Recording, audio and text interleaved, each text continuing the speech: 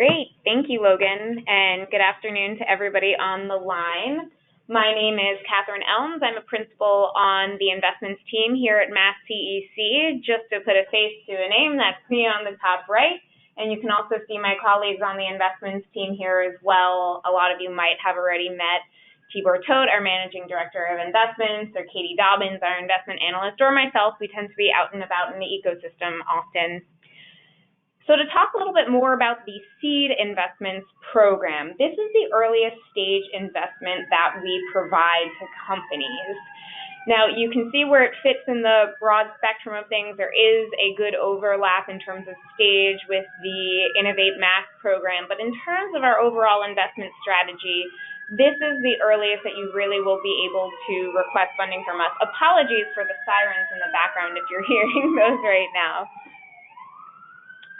So in case you want to see some examples of recipients, I'll go through these in more depth later on, but one thing to note is that a good number, 3 of our seed investment recipients to date have gone on to receive additional equity funding from the investments team. So we do see this as a nice pipeline for our equity investments program, though obviously you do not need to participate in the seed investments program to be eligible for the equity investments program. So what is the Seed Investments program? This is our program to capture companies that are post-ideation investment ready, though you probably have not really raised formal institutional capital yet. Oftentimes people think of this stage as post an accelerator program. You don't have to have participated in an accelerator program to be eligible for the Seed Investments program. That's just a common stage that we see. What we really want this to do is to provide momentum and really bridge companies to achieve critical business objectives. And yes, there can also be technical objectives that are achieved as well.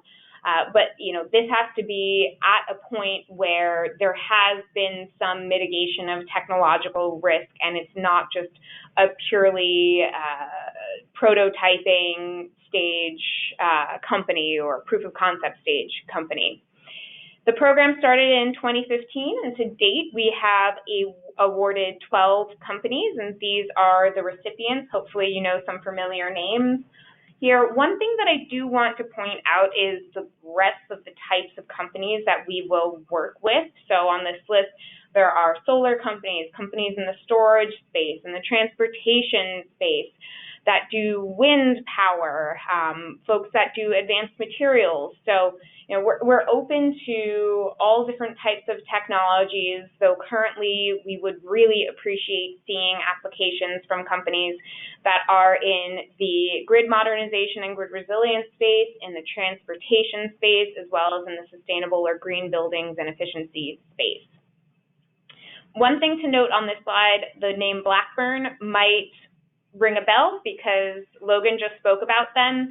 So it's a good opportunity to flag the fact that although companies can receive funding from multiple MassCEC programs, it's very uncommon that we will make simultaneous awards to a single company at the same time. So it's really important for you to think about what is the best opportunity for you at any given point, and everybody on our team is always glad to have those conversations with you to figure out what the optimal approach is for you. Here are a couple of company success stories, and we have far more than can fit on one slide, but our seed investments recipients really have gone on to receive not only grants, but full equity investments as well from additional institutional investors. They're selling their products. Their products have been validated, and you might even see, for example, some of Sunwell's projects out in the open in and around Massachusetts. So the goals of our program are really to help provide funding in a time where we see companies struggling to capture institutional or even angel investment capital. So oftentimes earlier stage, riskier than folks would normally be looking at. And what we want to do is offer timely funding that will allow you to maintain your momentum and create runway to achieve critical business and technical objectives. We obviously do also want to retain and attract early-stage clean tech companies to Massachusetts, support commercial development and deployment, and hopefully by providing companies with capital, they're able to achieve those objectives and go on to attract additional private capital to their companies. So who's eligible? You have to be based in Massachusetts, and those are the same location criteria that Logan mentioned earlier, or you have to be committed to relocating to Massachusetts. So you can apply for this opportunity if you're not currently based in Massachusetts, and we may say that you are selected for an award, but we will not actually provide that investment until you can prove that you've relocated to Massachusetts. We do need applicants to be early stage, so that means not having raised any more than $3 million in total capital, fewer than 10 employees. And this is subject also to our standard due diligence review. I can go into that in more depth, but just at a high level, what we look at are things like team, the product, the market that you're going after, how much of that you think you'll be able to capture, what your business model is, what your financials are, and where this can really get you. So what does the program provide?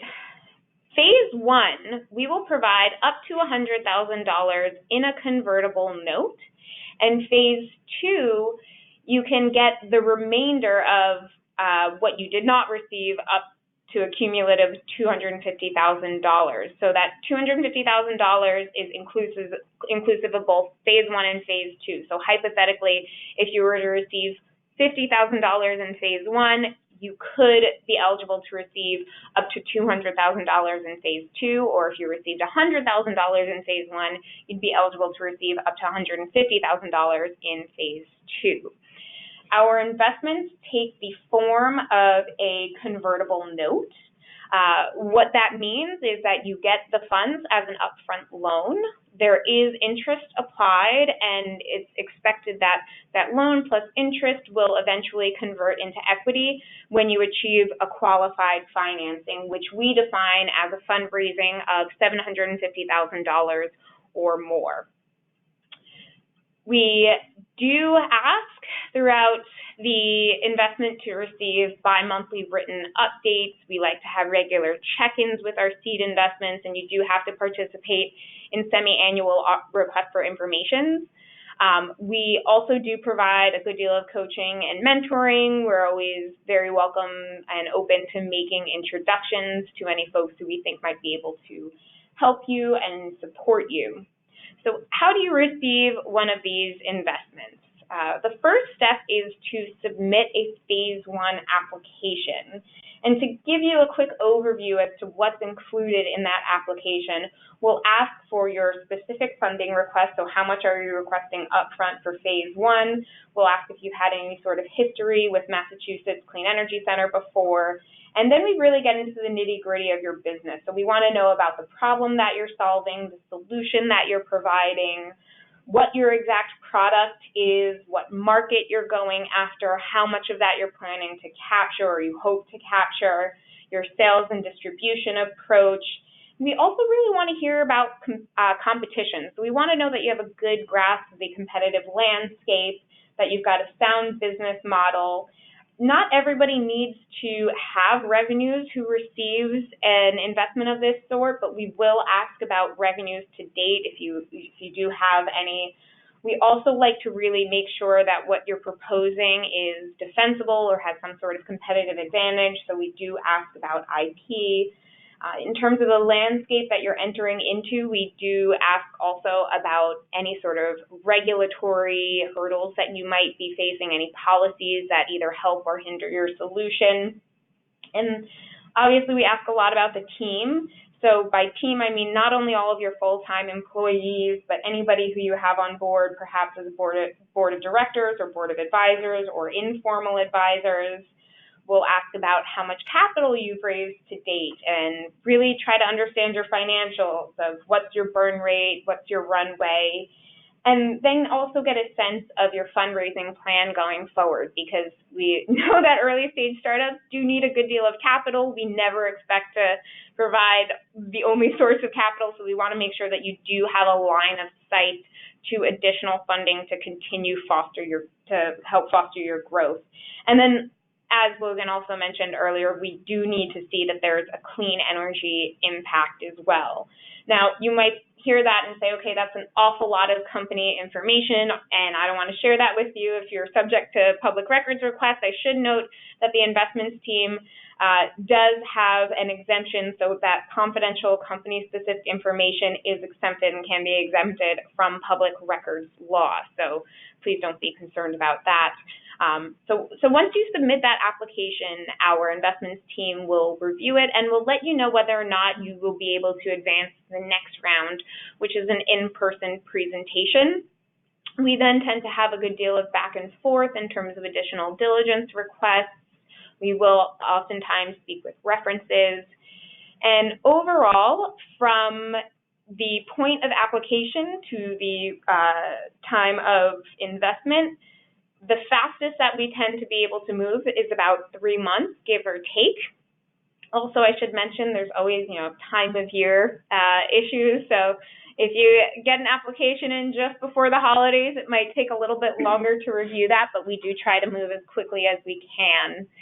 And then when it comes to the phase 2, only companies that have received a phase 1 investment are eligible to apply for a phase 2 award. And we do have conversations with companies on how to go about applying for that phase 2 award. The sum of that is, once you are awarded a phase 1, our team works with your team to develop key business and technical objectives that we would like to see you achieve over the next 12 to 24 months. And once you've completed those milestones or nearly completed those business objectives, you're eligible to apply for phase 2. Or you can also be eligible to apply for phase 2 once you achieve a qualified financing, which again is a round of $750,000 or more. Here's just a brief example timeline, and obviously this will change based on when you apply, and we do accept applications on a rolling basis. But hypothetically, if you apply, it takes us about 3 months or so to review and let you know if you're being selected. We'll notify you and start working on the contract. It might take some time to actually finalize that contract, and you can see a summary of our investment terms on the Seed Investments website if you'd like to look at that. We have seen companies on average only take maybe around 8 months to achieve those phase 1 milestones or nearly complete them. So that's when we start really talking about a phase 2 application. We'll work with you to really figure out whether or not it's the right time for a phase 2, and we also will then come up with additional new milestones for phase 2. Hopefully that works out and we do make an additional investment, and then perfect world, you go on to start raising a formal seed round or a Series A round. So I've mentioned these business objectives a few times during this presentation. What we want to see, and we do ask you to submit a first pass with the application, are business objectives that will address technological development, business development, and team development as applicable to your company. So, of course, there's certain elements that will be more applicable to some applicants than others. For example, maybe you're not looking to hire any additional employees anytime soon. So the team development might be less applicable for the short time frame that we're talking about a phase 1 in. We would like to see specific, measurable, achievable, relevant, and time-bound business objectives. If you hit those criteria, that really gives us a more tangible sense of what you can achieve and how. And overall, how to apply. So your first step in the process will be to visit our Seed Investments website. Please carefully review the solicitation for applications, the summary of terms that provides an overview of the content of the convertible note, and also review the Phase 1 application. If you have any questions in the process, please contact us. You can reach us at seed@masscec.com. You can then submit an application, including attachments. We do have a list of attachments in the application that need to come along with it, and any additional supporting materials. Again, you submit that to the same email address, seed@masscec.com, and you can submit that at any time throughout the year. And then the final step is our review meetings, and if you're brought in for a pitch, that's a good next step, and we'll further assess your company, your business plan, and the fit and alignment with MassCEC and the investments team. So that brings us to our additional funding opportunities. Thank you, Catherine. Just to briefly highlight a couple other relevant funding opportunities outside of MassCEC for those who might be interested.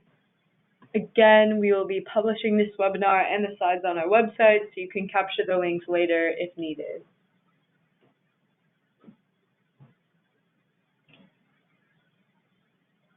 All right. Thank you again to everyone who attended today. Now we're going to take the remaining time to read some of the submitted questions. Again, if you have any questions, please feel free to write them into the submission box.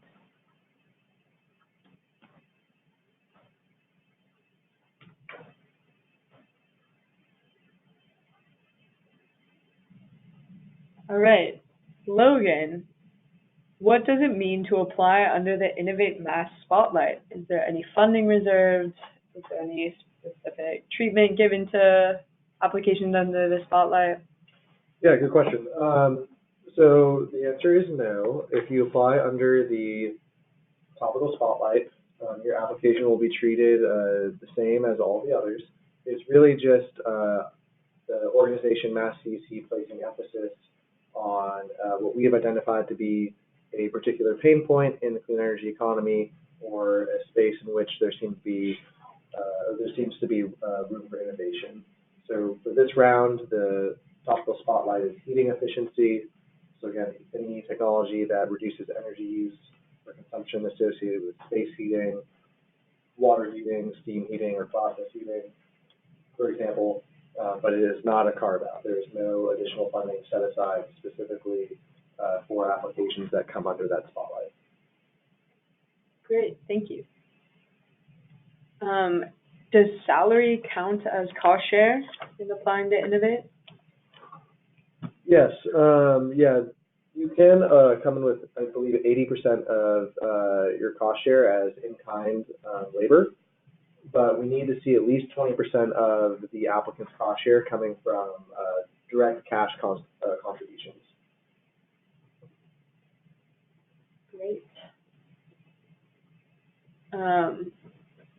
Could you go more into depth on what it means to be a Massachusetts-based company? If a company has offices outside of Massachusetts or originated outside of the state, does that still count? Yeah, sure.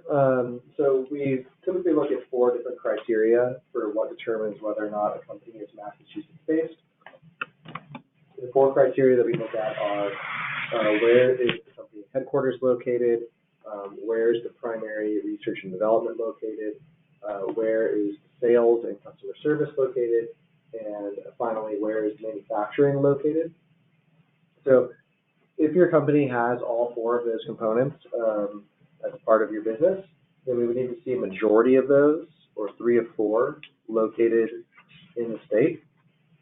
If your company has less than 4, then again, it needs to be a majority. So if you have 3 of those 4 components, we would need to see at least 2 of them located in the state. But in general, most of companies' functions need to be located within Massachusetts. Great, thank you. Now for Catherine, what are good business objectives for seed investments? Okay, so first and foremost, good business objectives will be different for every company. Obviously, no 2 situations are alike, but we will be posting these slides as Corey mentioned. And in the slides, in the appendix, we do have some examples of business objectives for technological business objectives, business-oriented ones, team-oriented ones, and others. So, for example, for a technological business objective, depending on the type of company that you are, you might need to design, build, or test a certain type of system. Maybe you've already achieved pilot scale, but you need to scale up to commercial scale.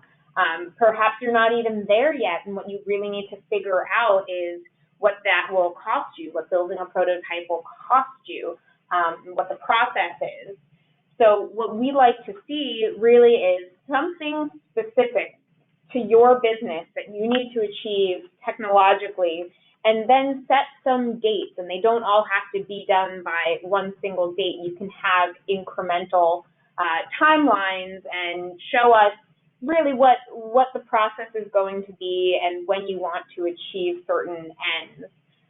Similarly, on business objectives, perhaps one of the things you really want to do is demonstrate customer traction. In that case, you might want to receive work orders from either strategic opportunities or from prospective customers or partners. Maybe you also want to really flesh out timelines to roll out, whether it's a pilot scale rollout or a full scale rollout, and figure out what you need to do with your customers to achieve those ends. Whether it's figuring out their budget so that you can refine your sales cycle when their budget is authorized, for example, if you're selling to municipality. Anything related to the sales process, marketing, customer acquisition is something that we'd like to see for a business objective. And then on team, perhaps you want to hire a salesperson, or you need to bring on a data scientist, and you've got a certain target date where you really feel like you're going to need that. That's an acceptable objective. And then oftentimes we get these other outlying objectives that don't necessarily fit into team, business, or technology, but are going to support you in your process. So maybe you want to build some sort of database that supports your product. That's certainly fine with us as well. Great, thank you, Catherine. What does the third-party technical support from MassCEC play in the Innovate grant process? Yeah, it's a good question. We didn't cover all of the things, so I'm glad that was asked. So the primary function that the technical consultant performs under the InnovateMass program is really to contribute to the project management side of things for all of the demonstration projects that are awarded. So the technical consultant will help review deliverables submitted by the companies and verify that they do match up with the deliverables and the objectives described in the awardee's project work plan. The technical consultant will also help MassCEC review applications and fill in any subject matter expertise gaps that may exist among the MassCEC staff. And probably one of the more important functions that I tried to highlight a little bit on the deliverable slide is that the technical consultant operates as a confidentiality screen between the awardee and MassCEC. I mentioned this, I know Catherine also mentioned this, that everything MassCEC receives is subject to public records requests. So the technical consultant for the InnovateMass program can receive confidential deliverables, any information that the awardee might view as proprietary or IP that needs to be reviewed by someone to demonstrate that the project is achieving its goals as intended, but which is, again, confidential information that they wouldn't want a public agency to essentially put into the public domain. So again, sort of at a high level, I would say the main purpose of the technical consultant is to help with technical reviews, to assist with project management, and to act as a confidentiality screen for the program. Great, thank you. Could you go a bit more into depth on how companies can fill out a total addressable carbon analysis and what that really means? Sure. So the purpose of the total addressable carbon analysis portion of the InnovateMass application is for MassCEC to really get an understanding of what would be the emissions reductions associated with carbon dioxide, specifically reductions in emissions from electricity generation in the Commonwealth.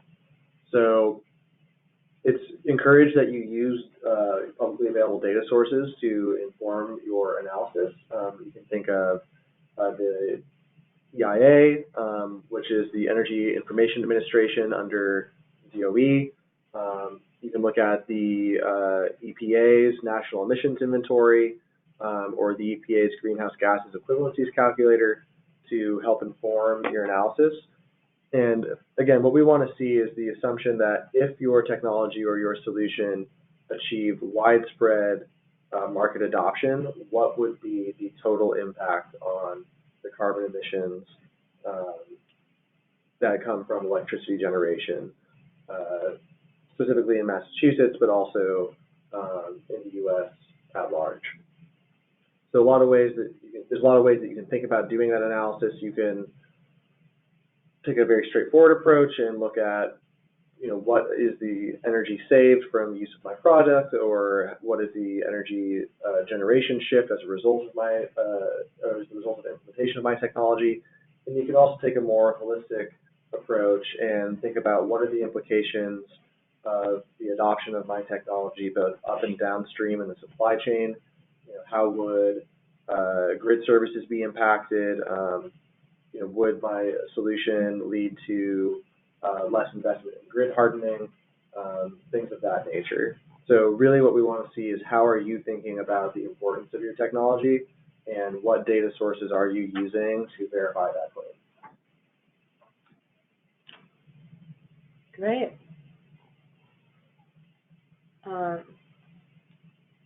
Unless there are any further questions, I think that concludes our webinar today. Again, the InnovateMass program will be accepting applications up until November 12th, and we'll be hosting office hours at the MIT Energy Initiative, Greentown Labs, and then also virtually. All of this can be found on our website, and further information about the Seed Investments program can also be found on the website.